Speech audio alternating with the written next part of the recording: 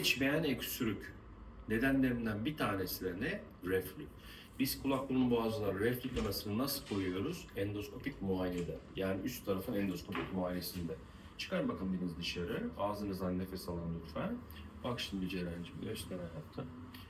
De bakalım. İyi de bakalım. Nefes al ver boğazından. Ses tellerinin arkasında bir beyazlık var. Biz buna pakidermi diyoruz. Bu kötü bir şey değil. Yani bir kanser, tümör değil. Ancak ses telinin arkasındaki bu beyazlık asit kaçağının göstergesi.